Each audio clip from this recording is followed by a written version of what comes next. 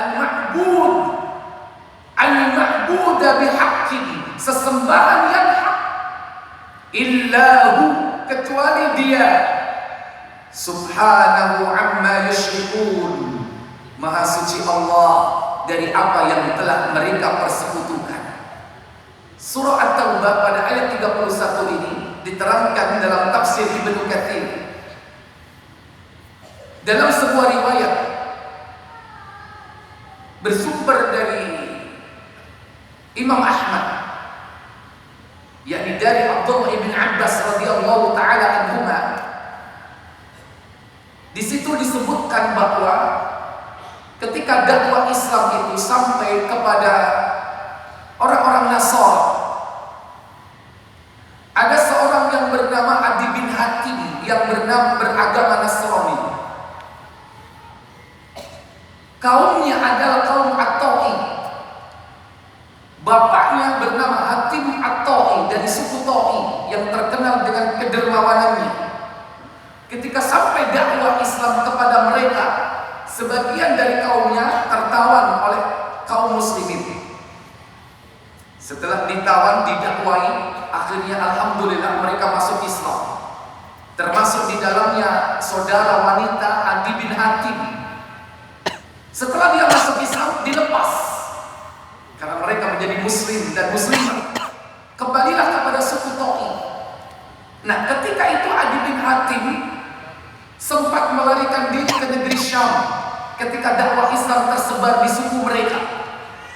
Maka bertemulah saudara perempuan Adi bin Hatim bersama Adi bin Hatim dan mengatakan, temuilah Muhammad, dia adalah utusan Allah, dan masuklah Islam. Saran ini pun diikuti oleh Adi bin Hatim. Maka datanglah Adi bin Hatim ke kota Madinah, dan kabar ini tersiar, yakni di kalangan sahabat Nabi, sehingga mereka heboh. Wah, kita akan kedatangan seorang anak dari suku At-Ta'i yang terkenal kedermawanannya. Ketika itu datanglah Adi bin Hatim menghadap Rasul sallallahu alaihi wasallam dengan menggunakan rosario. Apa rosario? Yaitu kalung salib yang terbuat dari perak.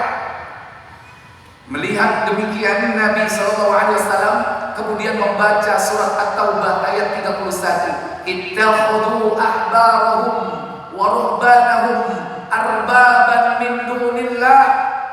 Mereka telah menjadikan orang-orang alim dan rahib-rahib mereka arbaban, rob-rob tandingan min dunillah, selain Allah. Mendengar itu Adi bin Hatim tidak terima. Lah, tidak. La ya'buduhum. Orang-orang Nasrani tidak beribadah kepada rahib-rahib mereka dengan bersujud, tidak.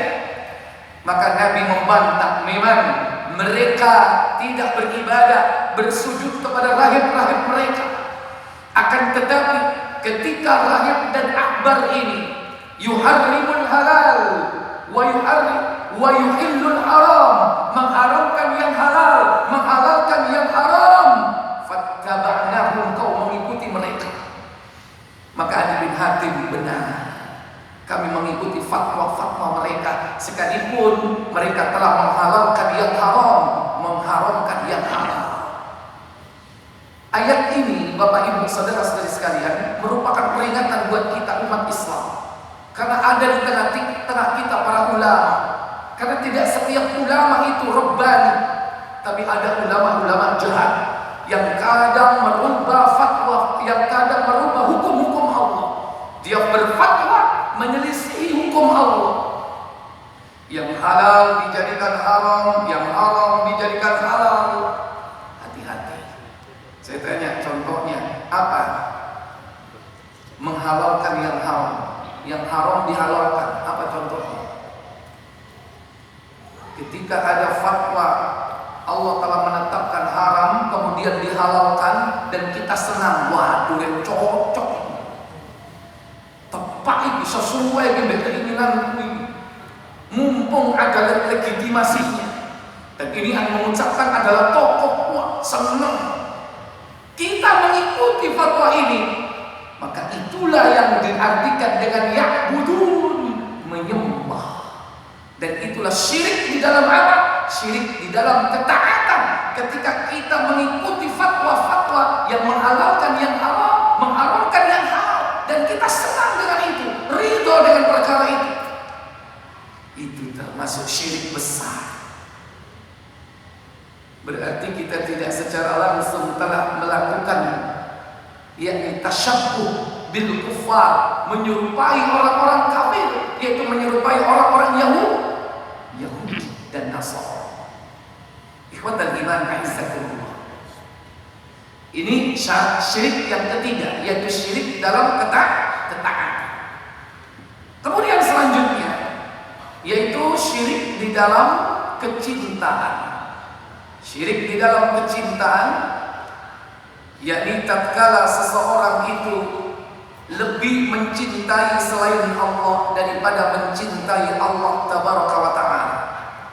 Padahal seorang mukmin itu, mereka disifati dengan sifat cintanya begitu besar kepada Allah tabaraka wa ta'ala, yakni sebagaimana di dalam surah Al-Baqarah pada surat yang kedua, yaitu pada ayat yang ke-165, di mana Allah tabaraka wa ta'ala berfirman, wa minan nasi man yattakhidhu min dunillahi andadan yuhibbunahum ka hubbillah walladzina amanu ashaddu hubban lillah walau yara alladzina zalamu idh yarawna al'adaba anna al-quwwata lillahi jami'an wa anna Allah syadidul 'adzab. Kata Allah, wa minan nasi, dan di antara manusia, may yattakhidhu min dunillah, ada yang telah menjadikan tandingan selain Allah, baik itu manusia ataupun jin atau makhluk-makhluk benda-benda mati, apakah itu pohon, apakah itu batu, apakah itu gunung, apakah itu matahari, yakni dijadikan kecintaan mereka. Bagaimana mereka mencintainya? Yuhibbunahum kahubbillah, mereka mencintainya seperti mencintai Allah. Jangankan melebihkan cintanya kepada selain Allah daripada cintanya kepada Allah, menyamakan saja tidak boleh, apalagi melebihkan di atasnya, sama aja tak boleh. Sebagaimana ayat ini, yuhibbunahum, mereka mencintai tandingan-tandingan selain Allah itu kahubbillah, seperti dia mencintai Allah. Kalau yang benar itu cintanya kepada Allah dan Rasul itu di atas semuanya, maka orang seperti ini akan mendapatkan manis lezatnya iman. Kata Nabi, thalathatun man kunna fihi wajada bihi halawatan iman. Ada 3 perkara, apabila ada tiga perkara itu ada pada diri seseorang, maka dia akan mendapatkan manis dan lezatnya iman. Dan yang pertama kata Nabi, wa kana Allahu wa rasuluhu ahabbu ilaihi mimman siwahuma. Mencintai Allah dan Rasulnya melebihi daripada cinta selain keduanya. Nah, itu yang benar, ditempatkan di tempat yang tertinggi. Dan itulah orang-orang mukmin. Sebagaimana ayat ini, walladzina amanu asyaddu hubban lillah. Dan orang-orang yang beriman itu begitu besar cintanya kepada Allah Jalla wa'ala. Sekalipun bapak cinta kepada istri, cinta kepada anak, cinta kepada harta, tapi ketika dipanggil berkumandang adzan, memanggil kita untuk sholat, datang nggak? Datang atau tidak? Itu karena apa? Karena cinta kepada siapa? Karena cinta kepada Allah.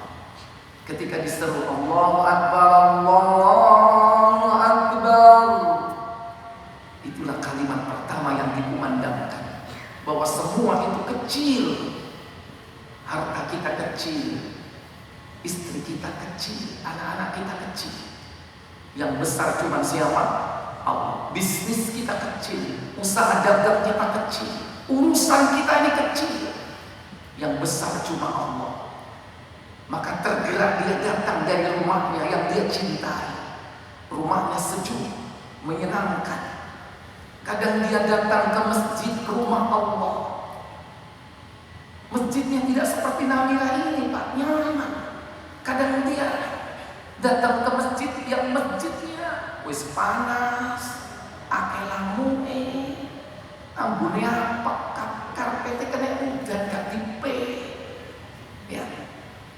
Kenapa? Karena dia cinta kepada Allah Jalla wa'ala. Ditinggalkan istri, rumahnya, anak-anaknya. Itulah orang mukmin.